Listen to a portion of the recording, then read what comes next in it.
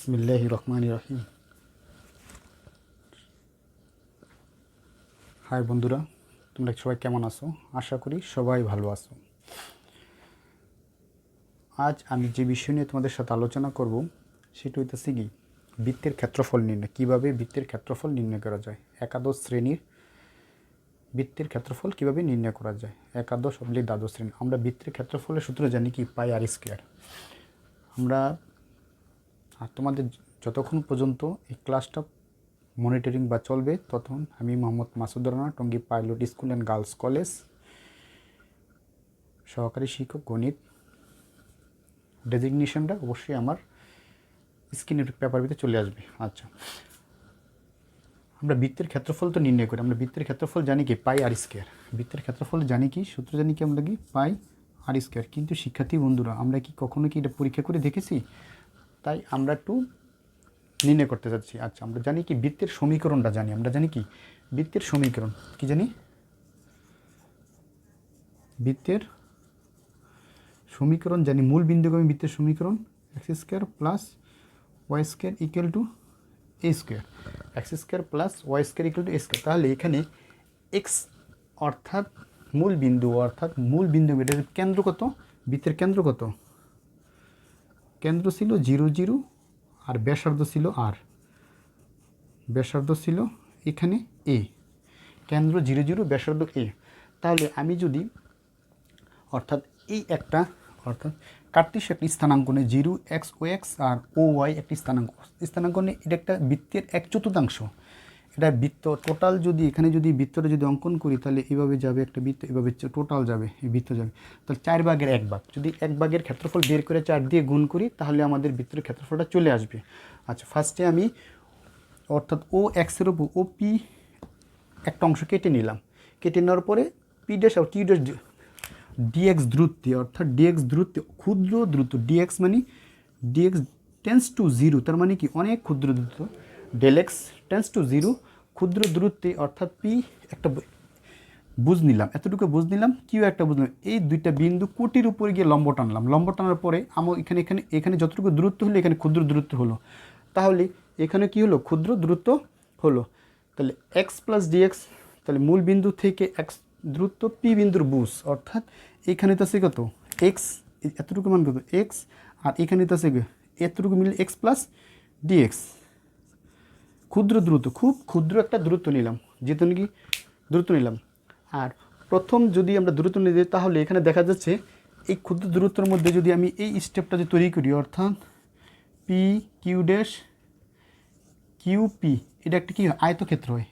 এটা যেহেতু কাছাকাছি যতগুলো বিন্দু হয়, আমি আরেকটা টিউটোরিয়াল করেছিলাম সেখানে দেখাইছিলাম যত কাছাকাছি হয় তত রেখাটা সরল রেখা, যতই বক্ররেখা হোক না রেখাটা যত কাছাকাছি হবে তখন সেটা হবে কি একটা সরল রেখা, তখন কী হবে একটা সরল রেখা। আচ্ছা, তাহলে ফার্স্টে আমাদেরকে এখান থেকে পি ড্যাশ কিউ পি এটা একটা আয়তক্ষেত্র হয়। কি হয়, একটা আয়তক্ষেত্র। তাহলে এই আয়তক্ষেত্রকে আমি মানে এইটা হইতেছে ট্রাপিজিয়াম, যেহেতু বাহুটা সমান, এই দুইটা বাহু সমান্তরাল, এই দুটো অসমান্তরাল, ট্রাপিজিয়াম। তো ট্রাপিজিয়ামকে যেহেতু নাকি কাছাকাছি বিন্দু আছে এটা, তাহলে এটাকে আয়তক্ষেত্র হিসেবে বিবেচনা করা যায়। তাহলে আমাদের আয়তক্ষেত্রের ক্ষেত্রফল কি, অর্থাৎ আয়তক্ষেত্রের ক্ষেত্রফল কি, আয়তক্ষেত্র ধরা যায়। তাহলে ক্ষেত্রফল হইতেছে আয়তক্ষেত্রের ক্ষেত্রফল, আয়তক্ষেত্রের ক্ষেত্রফল সমঝে কি ওয়াই, আর এখানে আছে ওয়াই, আর কাছে দ্রুত আছে ডিএক্স, ক্ষুদ্র দ্রুত ওয়াই ডিএক্স, ওয়াই কি ডিএক্স। তাহলে প্রথম চতুর্ভাগের ক্ষেত্রফল, তাহলে কি আছে প্রথম চতুর্ভাগের ক্ষেত্রফল, প্রথম চতুর্ভাগের ক্ষেত্রফল একটু লক্ষ্য করলে আমরা দেখবে আমাদের এখানে শুরু হয়েছে 0 থেকে 0 টু এ, ইন্টিগ্রেশন হইতেছে কি 0 টু এ, আর এখান থেকে আমাদের আছে ওয়াই ডিএক্স ক্ষেত্রফল। তাহলে 0 টু এ, এখান থেকে ইকুয়েশন থেকে আমরা যদি এখান থেকে মানটা যদি বের করে নিই, অর্থাৎ ওয়াই স্কোয়ার ইকুয়াল টু কত a square minus x square, y square to a square minus কত এক্স স্কোয়ার। তাহলে y equal to root over a square minus x square. তাহলে এখান থেকে লেখা যায় root over a square minus x square dx, root over a square minus x square dx. তাহলে ফার্স্টে আমাদের এই ইন্টিগ্রেশনে চলে আসলো। প্রথম পার্টে আমাদের গিয়েছে, প্রিয় শিক্ষার্থী বন্ধুরা একটু মনোযোগ দাও, ইন্টিগ্রেশনে চলে আসলো। তাহলে আমরা এখানে এক্সের জায়গায় এখানে আমরা যেহেতু ইন্টিগ্রেশন জাতীয়, তাহলে আমরা জানি যদি এই ধরনের ফর্মেট যদি থাকে তাহলে ধরতে হবে ক্ষেত্রে অর্থাৎ এক্সের মানটা এ সাইন থিটা ধরে নিতে হবে। তাহলে ধরি এখানে আমি ইয়ে করতেছি, ধরি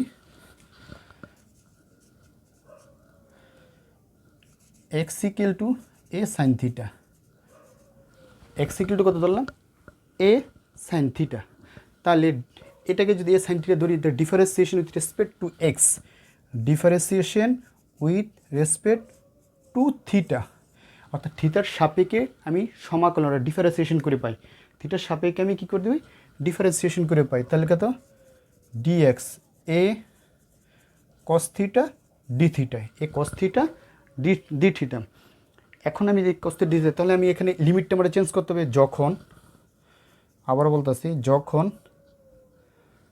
এক্সের মান হয় 0 তখন এখানে এক্সের মান যখন 0, এখানে মানটা বসা দিলে থিটা ইকুয়াল টু হবে 0, যখন এক্স ইকুয়াল টু হবে পাই বাই অর্থাৎ এ, এক্সের মান কত হবে এ, তখন থিটা ইকুয়াল টু এখানে মানটা যদি বসায় দেয় এর মান, তাহলে এটা হচ্ছে কি এক্সের মান এ বসে এ কাটা যায় সাইন ইনভার্স মানে পাই বাই টু, থিটার মান কত পাইতেছে পাই বাই টু।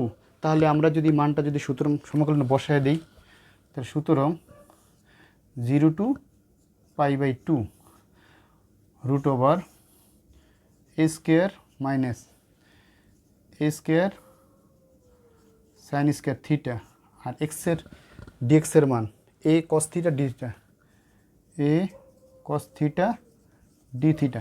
এই মানগুলো আমি প্রিয় শিক্ষার্থী বন্ধুরা আমি বসায় দিলাম, এখানে মানগুলো আমি বসায় দিলাম। বসায় দেওয়ার পরে তারপরে আমাদের কী করতে হবে ইন্টিগ্রেশন করতে হবে। কী করতে হবে এরপর আমাদের কী করতে হবে ইন্টিগ্রেশন, আমি একটু মুছে দিলাম জায়গা যেহেতু নাই, ইন্টিগ্রেশন করতে হবে। আচ্ছা, তাহলে এখানে যদি আমি যদি এটা যদি কমন নিয়ে নিই, এটা এখান থেকে যাচ্ছি এখানে 0 টু পাই বাই টু, আমি যদি এ কমন নিয়ে নিই এ স্কোয়ার, তাহলে 1 minus sine square theta, 1 minus sine square theta a cos theta d theta, root over দিয়ে কমন নিলাম। তাহলে 1 মাইনাস সাইন স্কোয়ার মানে কি এখানে দিয়ে স্কোয়ার রুট কাটা যায়, তাহলে এ আর এ গুণ করলে তো a square 0 to pi by two, আর 1 মাইনাস সাইন স্কোয়ার থিটা মানে cos theta into cos theta d theta, cos theta d theta. এরপরে আমাদের স্টেপে কী করা যাবে, এরপরে স্টেপে আমাদেরকে অর্থ যাবে কী দেখে দিই, তাহলে লিখে দিই a square 0 to pi by two cos square theta d theta. এরপরে আছে কি আমাদের দুইটা স্টেপের ভিতরে, কয়টা স্টেপের আছে সুপ্রিয় শিক্ষার্থী বন্ধুরা। তাহলে এখানে যদি আমি যদি যেহেতু নাকি কজ স্কোয়ার থিটা, তাহলে যেহেতু নাকি কজ স্কোয়ার থিটা, তাহলে এখানে আমাদের a square by 4 0 to pi by two cos square cos theta whole square d theta, 2 cos square theta মানে 1 মাইনাস 2 কজ স্কোয়ার থিটা, সূত্র কি 2 কজ স্কোয়ার থিটা মানে কত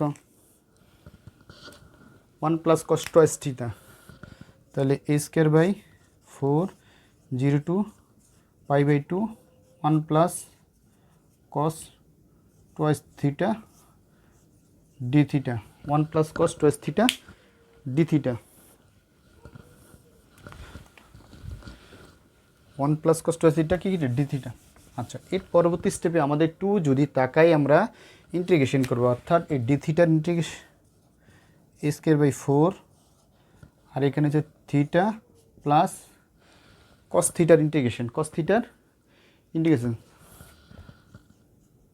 sign 2 theta by 2 equal to pi by 2 by 0, sine 2 theta by 2 into pi by 2 equal to 0।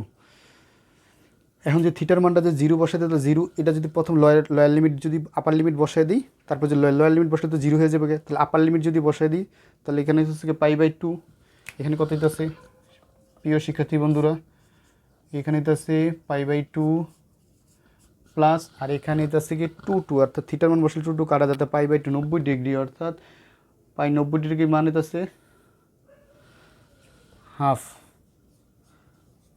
Two, তাহলে এখানে হইতেছে আমাদের অর্থাৎ a square by 4 into half half মিললে হইতেছে সরাসরি পাই, সরাসরি কত পাই। আচ্ছা, তাহলে এটা একটা পাড়ের ক্ষেত্রফল, তাহলে সমগ্র বৃত্তের ক্ষেত্রফল সমগ্র, তাহলে কি সমগ্র, সুতরাং সমগ্র বৃত্তের ক্ষেত্রফল 4 গুণ এ স্কোয়ার বাই 4 গুণ পাই, তাহলে 4 4 কাটা গেলে পাই এ স্কোয়ার, পাই এ স্কোয়ার। সুপ্রিয় শিক্ষার্থী বন্ধুরা, তাহলে আমাদের এখানে কি, তাহলে বৃত্তের ক্ষেত্রফল, তাহলে বৃত্তের ক্ষেত্রফল আমরা ইন্টিগ্রেশনের সাহায্যে, আমরা পূর্বের ক্লাসে একটা চিত্র দিয়ে দেখিয়েছিলাম, অর্থাৎ সচিত্র প্রতিবেদনের মধ্যে দেখিয়েছিলাম যে বৃত্তের ক্ষেত্রফল কীভাবে নির্ণয় করা যায়। আর এখানে আমরা দেখাইছি একটা ইন্টিগ্রেশনের সাহায্যে। কিভাবে দেখাইছি, যে বৃত্তের ক্ষেত্রফলটা একটা পার্টের ক্ষেত্রফল বের করে আমি একাদশ শ্রেণীর একটা পার্টের ক্ষেত্রফল বের করে আমি পুরো সমগ্র বৃত্তের ক্ষেত্রফল বের করে নিয়ে আসছি।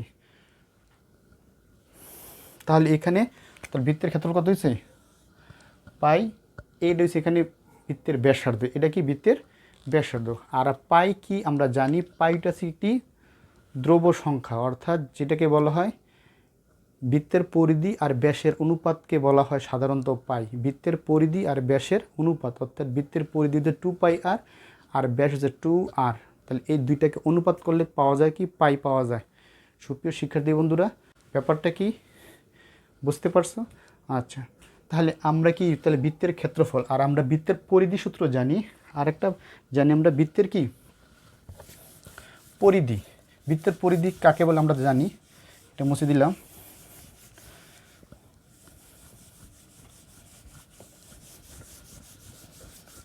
আচ্ছা, বৃত্তের পরিধি,